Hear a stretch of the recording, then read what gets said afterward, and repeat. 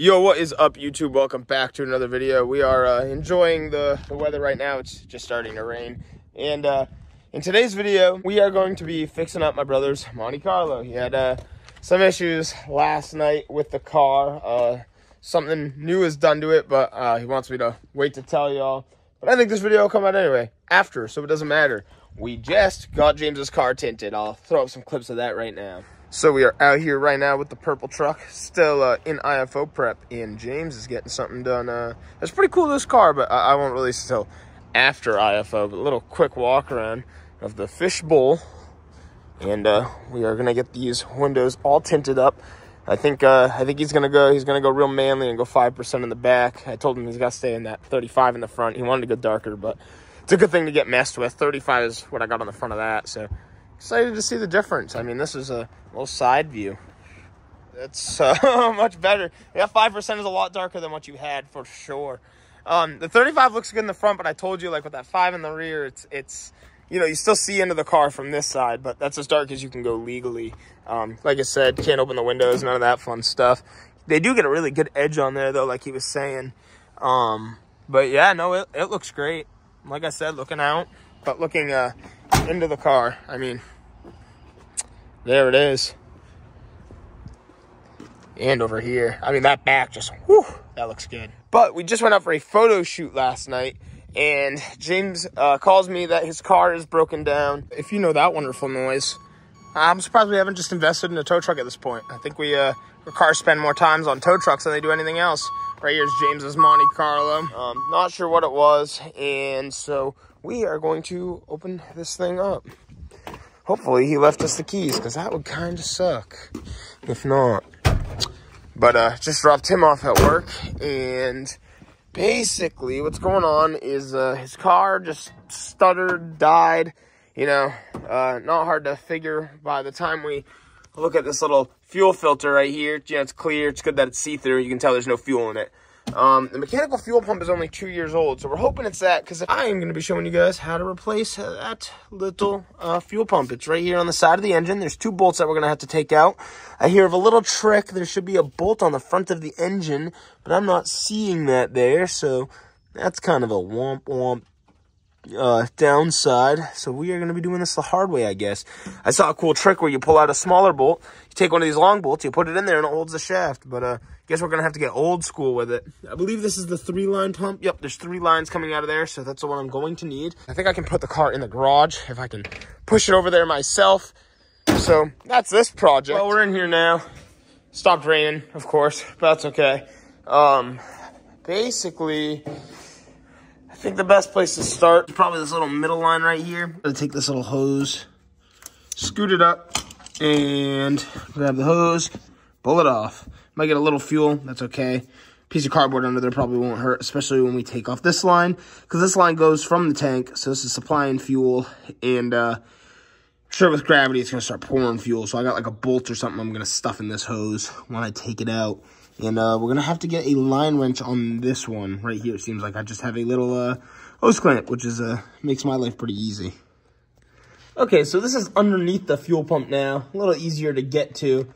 I have a quarter socket on this hose clamp. And we're going to undo that. I got some cardboard down here, because this could get messy. Watch your eyes, all that fun stuff. Might even get at that line from down here as well. That looks really easy to get to. But once I pull this, fuel will be flowing. So, taking a bolt, stuffed it in there. Didn't even need the hose clamp. It really didn't drip out more than a couple drops, honestly. You know, there's fuel in there. But just put a bolt up here, put it around this upper control arm bolt. I'm good to go. So, back underneath the car, just broke the bolt free, well, a little nut, with a 5/8 wrench. Might actually just be able to get it by hand. Yep. There shouldn't be a lot of fuel in here, especially considering there's no fuel in that filter, but some might splash out, so you're going to want to be careful. Yep, there it is, all over the hand. Good for it. And now we got to remove those 12 millimeters. All right, we're getting down here now. I got a 7/16 on the end of my ratchet. Help if I put this on loosen, and we're going to take this off. So there's going to be a little rod inside of there, a little push rod. It's going to fall down. And I'll show you guys the old school way to get it back up there, as it'll also be my first time ever having to do that. So I guess we get the full old car experience here.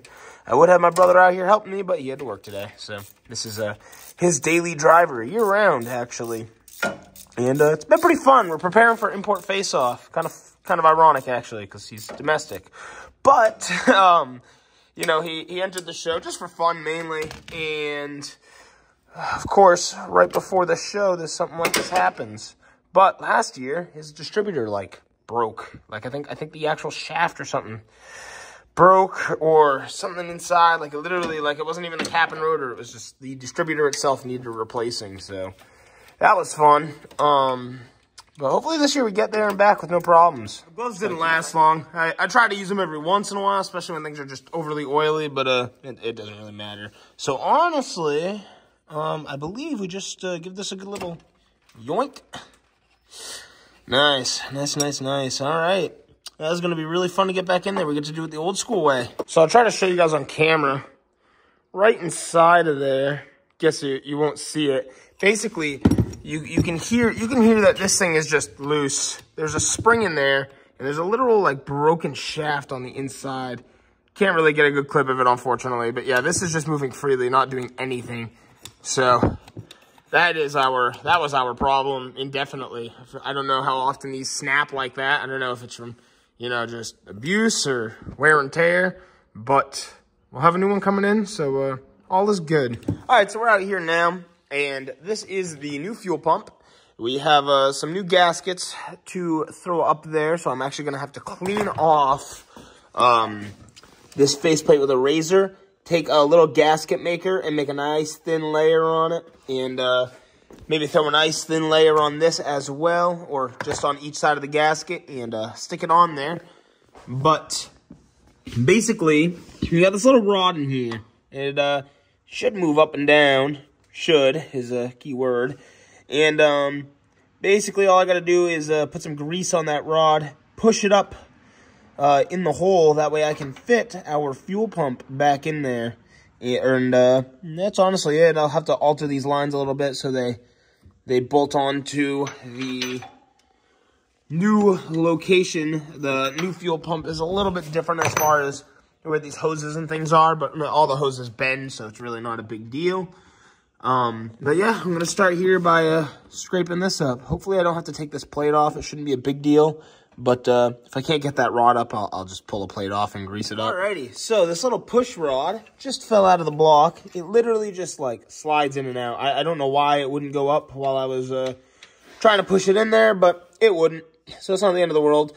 Basically what we got to do is I'm going to dry this off, and I'm going to smother grease all up and down this rod. Basically, when I take this and stuff it back in there, the grease will hold it up, and you're not going to harm anything. We basically got to run a little thin layer of silicone around that plate again. I did have to take that metal plate off, unfortunately, so I have to seal that up as well. Let me grab that. So now this has to be all sealed up and put back on as well. We got to clean this up with a razor blade, clean this up with a razor blade, replace this gasket, get this mounted back on there with some fresh silicone, clean up that faceplate down there. A lot to do. All right, so I've gotten some gasket maker down on that plate.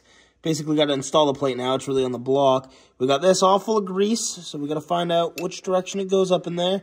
The grease is supposed to hold it. Yep. Wonderful. So limited time, I'm sure. But now we're going to take the plate, bolt it on there. Have to wait a while to start the car. Once I get that plate all in place, then we'll feed our fuel pump in there. We'll kind of angle it and set it up. Basically, we want the rod sitting on this little crease. And it'll just keep pushing this, which pumps our fuel. Well, hopefully there's enough grease to hold that pin back up there because it just slid down already. But I did put in the other I put in the other 2 top bolts just to hold this in place. They don't go in yet. They are what hold that pump in like we just took out. But I just put them in place because this has a little wiggle room for some reason. And I want my bolts to go in just fine after. There we go. Nice and snug. Nice and snug. Awesome. Now we can remove these 2 bolts. Hopefully. Yeah, there we go. kind of push that back up in there, and it'll give me enough time. I'm going to run some silicone all around this real quick and give me enough time to kind of place that pump in place and start those bolts. All right, we got our pump here. Our rod is pushed up. And like I said, we just got to try to angle this the best we can to get it in there and get that rod in place. So honestly, little gasket maker, a couple tools. This job was actually fairly easy, honestly. I thought it was going to be kind of hard, and it was really... Honestly, even the trick to hold the post, it might save you a few seconds, but it really went so well. I basically had my spring tension. I kind of pushed it down a little, started my bolts. That was a little tricky for a second, but I mean, then I sent the bolts in, tightened it down. It's nice and tight. I'm just going to make sure those bottom bolts are tight now that's got pressure at the top, and reattach my hoses. So now this big hose is going to go down below on this side. The little hose is going to go right here, this one right here with the little hose clamp. And my line now has to screw in the back side, which I'll show you all after. And then we'll see if this thing even fires or if I failed, which I know we did good. Well, we're onto the car now. I've gotten 2 of the 3 hoses on. Well, basically 3. We just got to tighten up this last. And we'll go to the top of the car and see if she fires. And pretty easy install. Took a little extra time because I had to go into the parts store.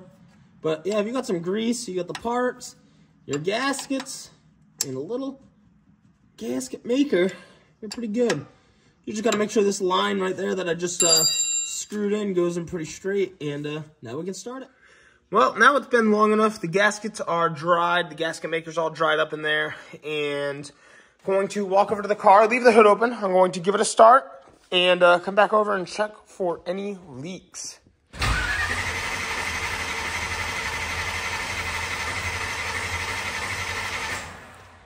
Alright, so we're starting to see some fuel. It's going to take a couple seconds to pump all that fuel back up into all those empty lines.